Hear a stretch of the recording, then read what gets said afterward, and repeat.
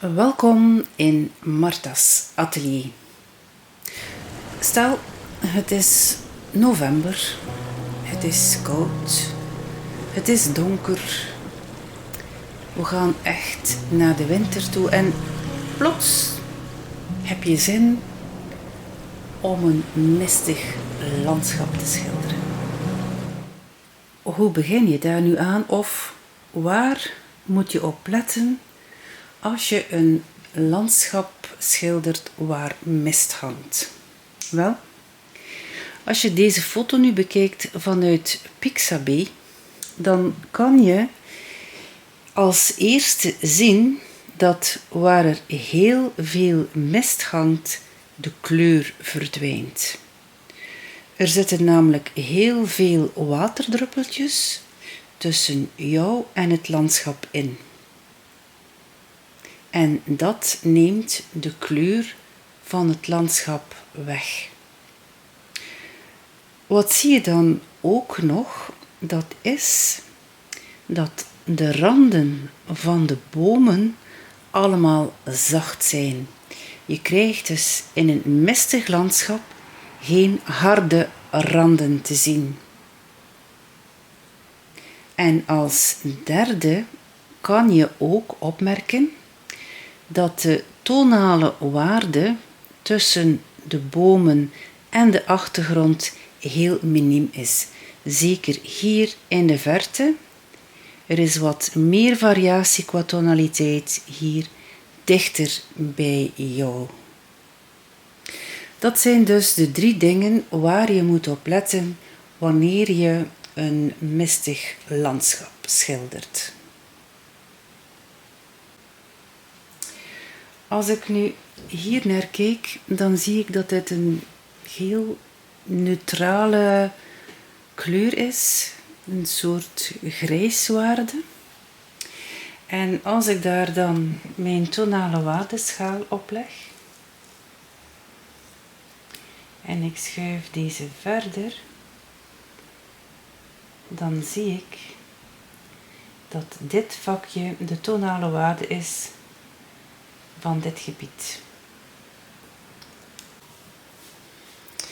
Nu je de tonale waarde kent van wat het verst van je af ligt, dan kan je ook eens zien wat er gebeurt wanneer het landschap naar je toe komt en je ziet dat het hier donkerder wordt en de toon wordt ook warmer.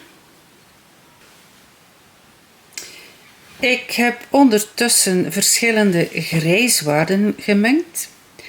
Van licht naar donker, van koud naar warm. En hiervoor gebruikte ik gebrande omber, ultramarijnblauw en titaanwit. Nu, weet je niet goed hoe je deze neutralen moet mengen. Ik heb daar een video van en het noemt wit en zwart en alles daartussenin. Dus daar ga je zien hoe ik deze grijstonen meng. Ik heb hier nu sunier opgetekend waar de bomen ongeveer staan. En wat ik nu in eerste instantie kan doen, is beginnen met mijn lichte toon en dan opschuiven naar het donker toe. Dus stel dat dit hier mijn lichte toon wordt.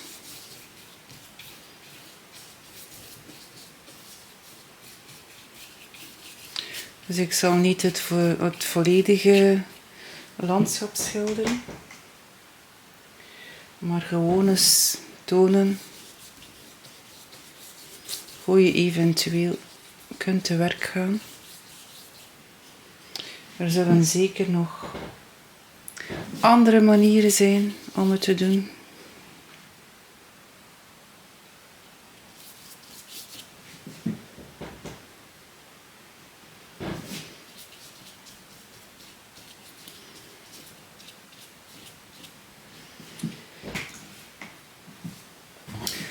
Nu kan ik dat met een fluffy borstel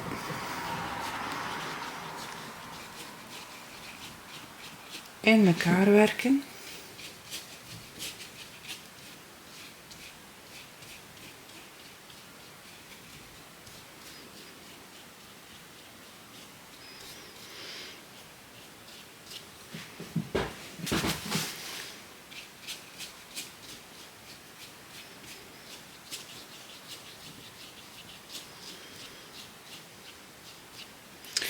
Dus nu heb ik mijn gradatie van wat ik hier zie.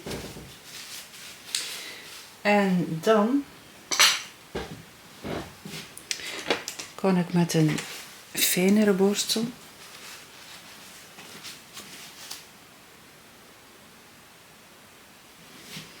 mijn gradaties gaan inplaatsen.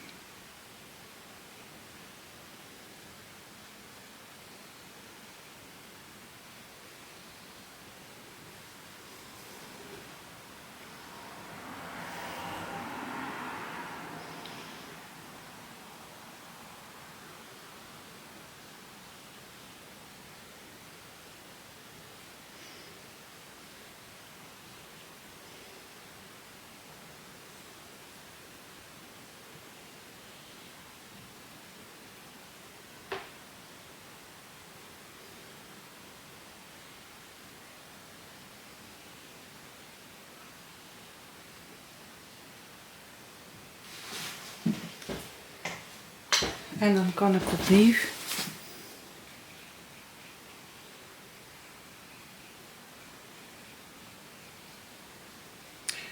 dus de randen zachter maken van de bomen.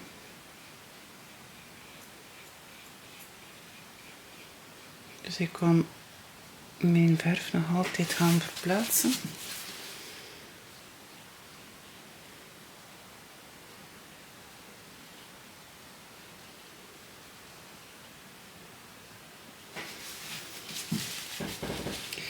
Dus op die manier kan ik dus mist suggereren.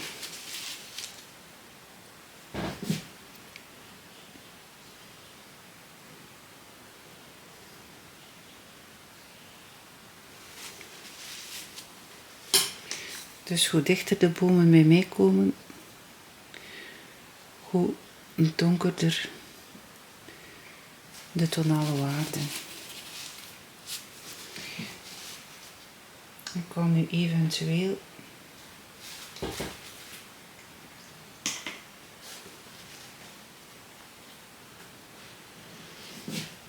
dus dit nog ietsje bijschilderen.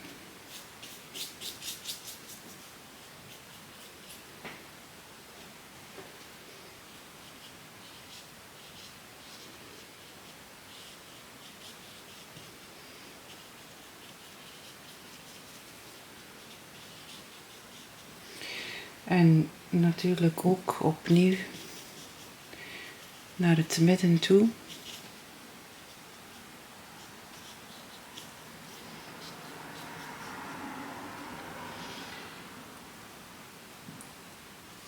Wordt het wat waziger.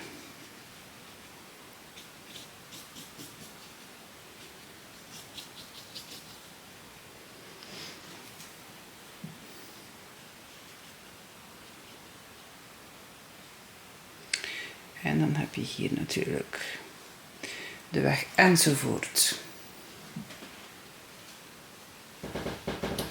Dus op die manier zou ik een mistig landschap schilderen. Dus door de tonale waarden waar er heel veel mist hangt, heel dicht bij elkaar te houden. Zachte randen aan de bomen. En het kleur die verdwijnt of toch deels verdwijnt. Mensen, is het guur weer, is het koud, is het mistig? Weet dan dat je in je comfortabele studiokamer of waar je ook schildert, mooie wintertaferelen kunt creëren. Hopelijk heb ik jullie aangezet om deze zeker te gaan schilderen. En tot in de volgende video. Dag!